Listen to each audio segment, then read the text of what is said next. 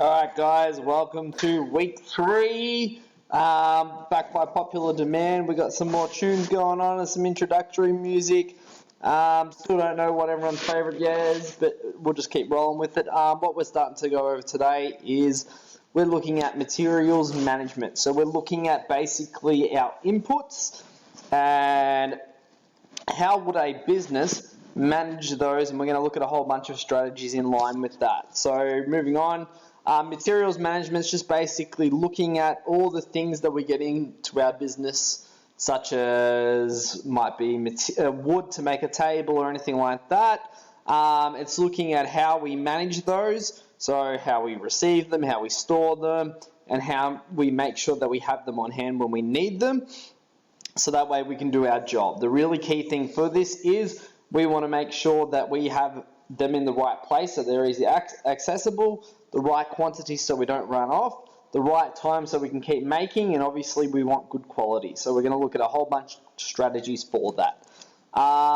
So materials, obviously there's a whole bunch of things that go into play. The really key things that pop in line with that is we want the materials continuously moving through our business. So when they arrive, we want them to start to be being used straight away, so that can make us money. The really key thing with that is, because otherwise it's really expensive. Yeah, if we have items stored or if we're constantly getting things delivered, that's a very expensive way of doing things, and we also don't want things just sitting there, because if things sit there, they go to waste. So very first strategy on how we do that is we forecast in advance. So all that basically is we use last year's, months, quarters, year, whatever you want to say, worth of data, and we look at how many we think we're going to sell and how many we need to make in advance so we can make decisions around that. So that will help us go through and make us ideas about quantity. How do we do that? We look at the current environment, we look at previous years, we make a big judgment of how many products we're going to look to make, okay? A really key example for that would be, we know at the start of this whole coronavirus thing, toilet paper, they wouldn't have forecasted for it, but now they're constantly going through and doing the forecasting so that way they can see it, okay? So it's just coming up with a plan about how much we're going to make. The good things is, you can see them there, fresh materials, going to help out the customers. It's going to allow us to be flexible so we can make changes with how much we're going to make, reduces us having too much. The other key hard thing about it is that it's a guess, and we know when we're guessing something it's not always accurate, and we know last year is not going to be the same as this year. Have a think about those toilet paper companies. Last year they were making normal amounts of toilet paper. When coronavirus kicked, boom, they automatically had to make a big adjustment to that, so they weren't able to keep up with this demand at the start. Next one is master production schedule.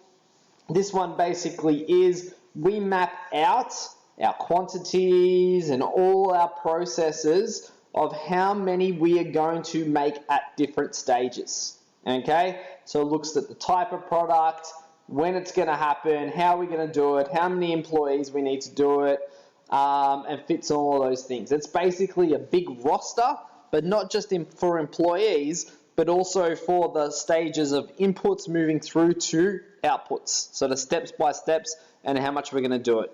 Again, really good thing is it's making sure that we've got enough because we have a plan.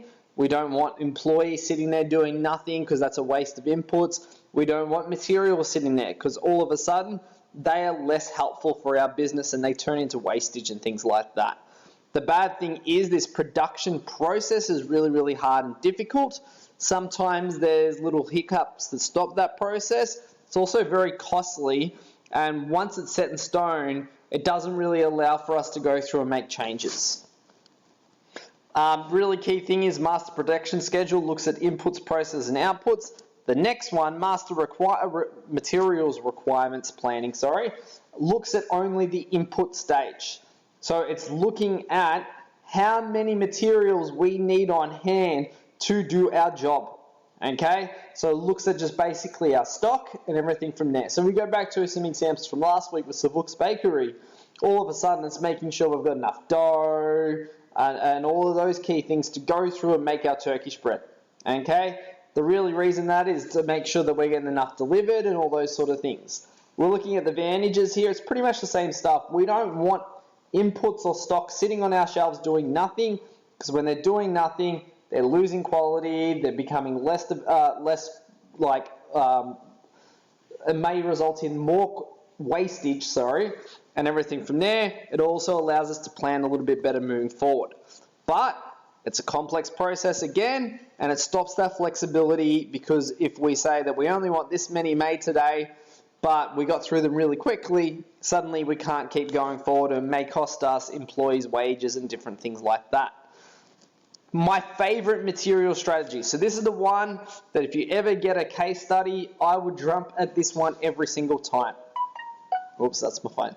All it basically looks at is we make sure that our materials that we need to make our products get delivered to our company, normally in a truck or anything like that, just as we are about to use them. Okay? The good thing is it ensures that we have the right amount of inputs to jump straight into making the products. The other best thing about this overall, and I don't know why I just clapped, is that it ensures that we don't have big warehouses full of inventory which costs us money. Warehousing is actually really, really expensive, so we can get the products in just as we make it. Helps us out a lot, okay? But we know, so we'll talk about the good things about it first of all. Fresh materials. If we make it straight away, it goes straight to our customers nice and fresh. No storage, no warehouse, no costing there. That's awesome. We also don't have a lot of money in our business in inventory, because it's only when it actually gets here. The bad thing is, if you've got a dodgy supplier that's really late in delivering things, you can't make your product on time. Yeah. The other really bad thing is, so if a delivery is late, it can be held up, spoke about that. But the other key thing is, if we suddenly want to up the amount of products we're making, that can cause issues as well. Okay? So you also got to think of Australia. If our supplier is a Melbourne-based supplier, it's going to be really, really good, because we can deliver from one Melbourne business to another one really easy. But if we're getting our products from Western Australia on short notice, that's really hard to do. Okay? Hopefully this information's made sense. If you do have any questions, please shout out, guys. Really quick example, you could shut off already if you really don't need this. Dell do this really, really well. What they basically do is that they predict in advance how much they're going to do through the form of forecasting. They go through and make a master production schedule, so how much products they're going to make. From that, they use their master requirements planning to go through and look at how much they need to make each computer, and then they get their trucks delivered straight to the company just when they're going to make that product straight away, so that way there's no waiting in a big storage facility. Awesome, guys. Good luck on your work on Monday. Shout out if you need anything. Thanks. Bye.